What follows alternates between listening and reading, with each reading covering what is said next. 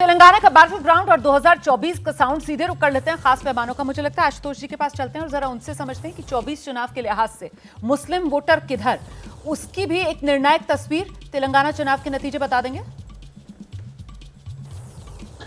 रोमाना, हमेशा मुझे इस सवाल के ऊपर आपत्ति रही कि जब लोग पूछते कि मुस्लिम वोटर किधर, लोग ये सवाल क्यों नहीं पूछते कि हिंदू वोटर किधर।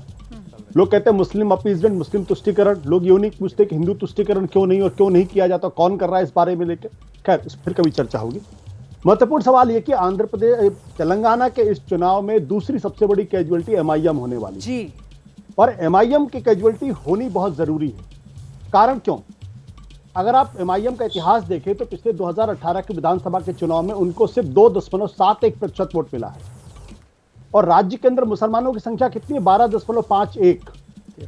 तो जो पार्टी मुसलमानों की रहनुमाई की बात करती है वो अपने ही प्रदेश के अंदर जहां से वो ताकत लेती है वहां भी तकरीबन एक छठे मतलब आप सोचिए 12% से ज्यादा मुसलमान है, 2.71% का वोट उनको मिलता है।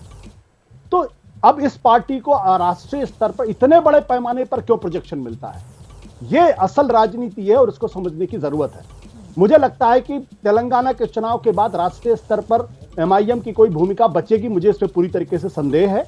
और इसलिए मुस्लिम वोटरों की जो लोग रहनुमाई करते हुए आए हैं उनको भी अपने गिरबान में झांकना चाहिए कि दरअसल वो मुसलमानों का नुकसान कर रहे हैं या मुसलमानों का फायदा कर। मुझे बार बार ये लगता है, वो जो आपने मुस्लिम आबादी वाला आंकड़ा और एआईएमआईएम को मिलने वाले वोट शेयर का जिक्र किया, तो मेरे ख्याल से उसके पीछे वजह ये कि वो चुनाव ही पिछली बार 7 सीटों पर ही उन्होंने अपने उम्मीदवार उतारे थे। इस बार 9 सीटों पर वो जरूर उम्मीदवार अपने उतार चुके हैं। माफ कीजिएगा, 8 सीटों पर पिछली बार उम्मीदवार उतारे थे। अच्छा, इस बार वो खासतौर से मोहम्मद अजहरुद्दीन वाली जो सीट है, जुबली हिल्स वाली, जहां से पहले उन्होंने हिंदू उम्मीदवार उतारा था, बदल कर वहां पर मुस्लिम उम्मीदवार उन्होंने उतार दिया। और आपने खुद ही जो सवाल उठाया उसका जवाब भी दे दिया कि साहब मुस्लिम वोटर किधर। ये सवाल क्यों? ये सवाल इसी वजह से क्योंकि यहां पर असदुद्दीन ओवैसी हैं और वो असदुद्दीन ओवैसी हैं जो मुसलमानों का कहीं ना कहीं नेता होने का खुद दम भरते हुए नजर आते हैं हर मंच से। ऐसे में विजय जी, असली टेस्ट ये असदुद्दीन ओवैसी की राजनीति का होगा या फिर क्षेत्रीय दलों की तरफ जो आकलन किया जाता है कि मुसलमानों का रुझान हुआ खासतौर से 90 के दशक के बाद से और कांग्रेस का साथ उन्होंने छोड़ दिया, बल्कि वो कांग्रेस के साथ आते हैं या नहीं क्षेत्रीय दल को छोड़कर, उसका होगा। ये लड़ाई खासतौर से जो तेलंगाना चुनाव की है वो यदि मुस्लिम वोटर के रेफरेंस में देखी जाए तो ये लड़ाई केवल ये है कि क्या वो कांग्रेस के साथ वापस आना चाहते हैं कि नहीं चाहते मुसलमान। एमआईएम और बीआरएस के साथ असली लड़ाई ये हो रही है कुल मिलाकर, और इसीलिए बीआरएस और कांग्रेस आज इतने कड़े रुख के साथ आ रहे हैं। डॉली शर्मा जी के तकलीफ ये भी होगी कि भाई उन्होंने तेलंगाना बनाया लेकिन उनको कुछ मिला नहीं। लेकिन मुस्लिम वोटर की सबसे बड़ी लड़ाई वहाँ पर है। 45 लाख 13% वोटर है और वो बीआरएस और एमआईएम से कांग्रेस के पास आ जाए तो वो एक नेशनल पर्सपेक्टिव में भी उसका बड़ा फायदा होगा।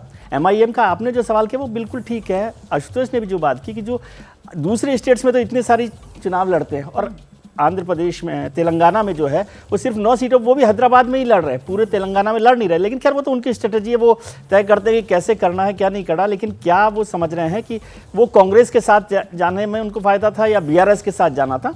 तो वो लड़ाई मुसलमान वोटर की खासतौर से तेलंगाना में है और ये लड़ाई 2024 के लिए भी लड़ी जा रही है, जिसके लिए आशुतोष कहते हैं कि भाई वो कोई मायने नहीं रहेगा, बेकार हो जाएगी एमआईएम पार्टी। वो उसकी वजह ही है। तो ये 2024 के, इसलिए हमने शुरुआत में ये बात की कि तेलंगाना का चुनाव 2024 के लिए ही लड़ा जा रहा है और भारतीय जनता पार्टी भी चाहती है कि जो मुस्लिम वोटर है वो बीआरएस एमआईएम के साथ रहे, कांग्रेस के साथ ना जाए। जैसे ही घड़ी का काटा दोपहर 2:30 पे आए, बबीता जी का दिल सास बहू साजिश के लिए मचल जाए। और ये है इनकी बहू, पूरे दिन ऑफिस की टेंशन हो जाए गॉन जब ये करें अपना फेवरेट शो फ्री टाइम पे ऑन। इनकी तरह आप भी देखिए अपना फेवरेट शो अपने टाइम पर और डाउनलोड कीजिए एबीपी लाइव ऐप अपने स्मार्ट टीवी पर।